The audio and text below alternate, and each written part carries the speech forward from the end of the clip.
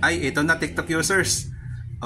Aalamin na po natin isa-isa kung alin sa mga binanggit kong prediction sa TikTok Moment 132 ang tumama at sumablay. Aalin na po natin TikTok users ngayon na mismo. Uunahin ko muna yung yung tumama. Ito isa-isa natin Sabi ko sa TikTok Moment 132 na i-predict ko sina Pia Cayetano, Ping Lacson, Bongo, Erwin Tulfo, si Tito Sen mismo, si Tito Soto, tapos ito si Supremo Lito Lapid, at ito si Bato de la Rosa. Alamin na po natin ito na. Ito ang lumabas na resulta, 97% as of May 13 kahapon. Kahapon nga. 97.28% mga kaibigan ng election returns ang naiproseso na. Ayan na, binase ko dito sa sa GMA coverage ng election 2025. Ayan, tingnan nyo ayan GMA news. Ayan dapat totoo. Ayan sasabihin nyo baka dinoktor ko ito talaga ito na magkakaalaman na ito 7 sa mga inula ko. Ito, titingnan natin kung totoong tumama pasok ba sila sa Magic 12? Ito. Tingnan natin ayan, zoom natin. Ayan kita mo si Bongo? Kita mo number 1 tama yung prediction ko. Sabi si Bongo magna number 1 yan Bongo ayan 26 million mahigit nakita nyo si Bato de la Rosa number 3 nakita nyo 20.2 million mahigit nakita nyo Bato de la Rosa. Tapos ito si Erwin Tulfo number 4 nakita nyo 16 million 6.8 16.8 Erwin Tulfo tumasok tatlo na. Sino pa? Si Ping Lacson number 7 14.8 million mahigit kita mo number 7 97 point yan malapit na mag 100% yan. ER process yan partial and unofficial yan May 13 sasabihin inimbento ko May 13, 2025 3:42 PM yan source Comelec Media Server ito na.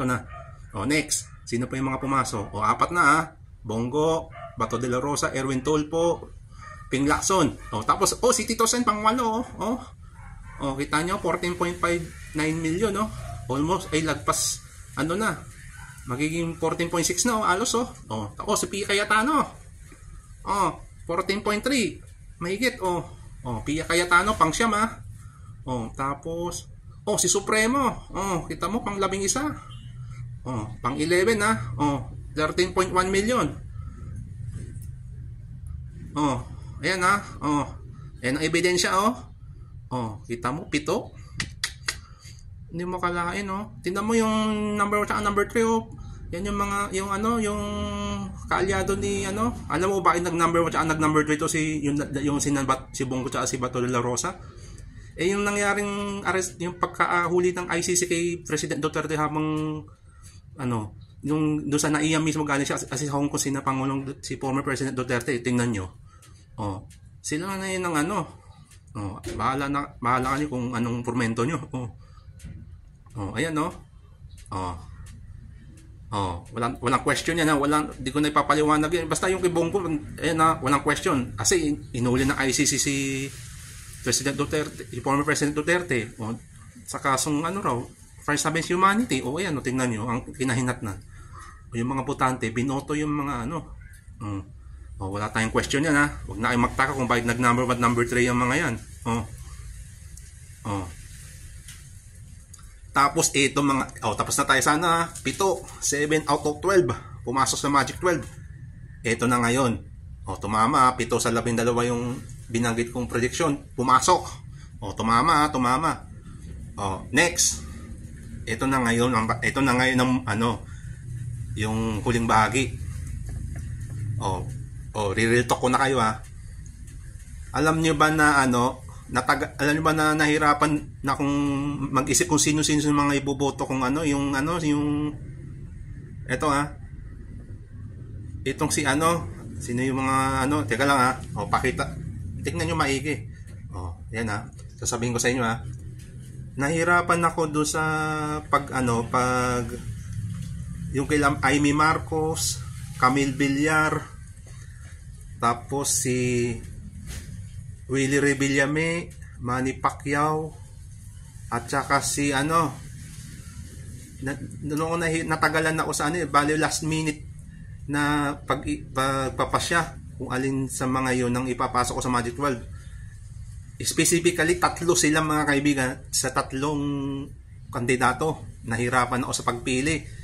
Kay Manny Pacquiao, kay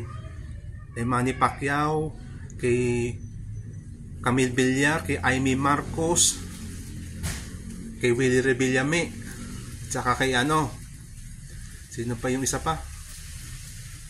Yung isa pa, 5 yun eh. Teka, sino pa yung isa pa? Si Abby Binay ba? Di ko lang, teka lang. Inisip ko sa Abby Binay yata eh. Oh, yung kay Abby Binay. Oh. Doon ako natagalan eh. Pipiliin ko sana, yung 3 na lang yung kulang eh. Yung 10, ay yung siyam. Yung sigurado yung na-predict ko nung nakaraang TikTok mo may 132. Pero yung 3, yung 7 ayan yung yung siyam yung hindi na ako nagdalawang isip. Pero yung 3, yung natagalan ako mga kaibigan, no? Last minute. Ang tinatawag na last minute na pagpili. Yun ang tawag ko doon, last minute na pagpili. Yung 3, nagdadalawang isip kung kanino, kina Amy Marcos, kila Camille Villar, kay Manny Pacquiao, kay Willie Revillame, tsaka kay Abby Binay yung gusto kong ipasok sa Magic, yung iboboto ko sa Magic sa sa 2025 Philippine Senatorial Election. At alam niyo kung sino mga pinili ko nung babalikan yung TikTok moment number 132. Si Willie Revillame, si Manny Pacquiao, at saka si Abby Binay.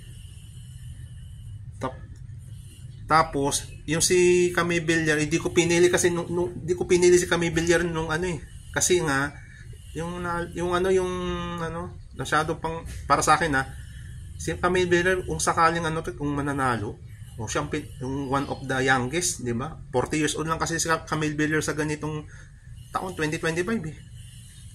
Kasi nag-aalinlangan ako na kapag na iboboto ko si Camille Villar. Tapos si Amy Marcos, yung umampi kay kay Sara Duterte. Hindi yun eh. Nagdadalawang isip ako nung una. Yung una, pumasok sa isip ko kasi administrasyong Marcos yung namumuno. Kasi kung babalikan yung kasaysayan ng eleksyon, ang karaniwang pumapasok sa Magic 12 yung mga may dugong ganito. Tapos yung madugo, may mga ganon, yung unang pumasok isip ko kaya lang di ko nasunod yun. Nagkaroon ng issue tungkol sa pag-aresto kay President Duterte, tapos si Amy Marcos yung nag-Senate hearing, parang ganon. Kung babalikan niyo yun. Nagdaalinlangan ako nun eh. Kung iboboto ko ba si Amy Marcos? Di ba? Tapos si Camille Villar, yung bata, ba siya, di pa siya, para sa akin parang hilaw, parang ganon. Nung una, umasok sa iyo, di ko muna iboboto si Camille Villar kasi parang bata pa siya, no? Pero wala tayong magagawa, last minute na eh. Kaya pinili ko si Pacquiao, si Willie Revillame, at saka si Abby Binay. Si Abby Binay pinili ko, pero nung una nagano okay. Yung sa mga Binay, wala na akong nagawa. Edi inano ko si Abby Binay kasi sinama ko si Abby Binay sa aking prediction para pumasa Magic 12 kasi nga abogado si Abby Binay, di ba, sa halip na bukod sa pagiging mayor ng Makati na matagal, yung Manny Pacquiao idol ko sa sports, sa boxing, si William iba tumutulong sa mga senior citizen, yun last minute hindi na ako yun binuto. Ang sinama ko si Willie Revillame, si Manny Pacquiao, at si Abby Binay. Yun. Yun. Yung part 2 naman, yung sa susunod ko part 2, sa part 2, yung mga sumablay naman. Sino-sino yung mga hinula ko? Alamin natin sa maya-maya. Ito. Tingnan nyo yung hula ko, 7 tumama 7. Yun lamang po.